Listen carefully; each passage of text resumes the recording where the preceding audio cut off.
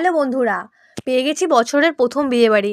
যাই হোক, বছর শেষ হতে যাচ্ছে কিন্তু বিয়েবাড়ি পেয়েছি আমি। এই দুঃখ কাঁধে নিয়ে সাজতে বসেছি। শাড়ি পরে রেডি হয়েছিলাম, তোমাদেরকে আবার ফাইনাল লুকটা দেখিয়ে দিলাম। এবার বিয়েবাড়ি যাব।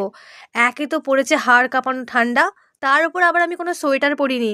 সোয়েটার ছাড়া বিয়েবাড়ি যাচ্ছি। আমার মা তো বলেই দিয়েছে এবার ঠান্ডা লাগলে তোকে আমি ঘর থেকে বের করে দেবো। বিয়েবাড়িতে কেউ সোয়েটার পরে বলো? সম্পর্কে আমার থেকে বড় আমার এক ভাইপোর বিয়েবাড়ি ছিল, তো সেখানেই আমরা সবাই গিয়েছিলাম। এবার স্টলে আমি ফুচকা খাওয়ার জন্য দাঁড়িয়ে গেছি। স্টলে আরও অনেক কিছু ছিল, পকোড়া, কফি। আমি কফি খাইনি, আমার মা ওদিকে কফি খাচ্ছিল। আমার আবার কফি খেলে জিভ পুড়ে যায়। তো তারপরে আমরা খেতে বসে গিয়েছিলাম। খাবারের প্রথমেই ছিল স্যালাড আর ফিশ ফ্রাই।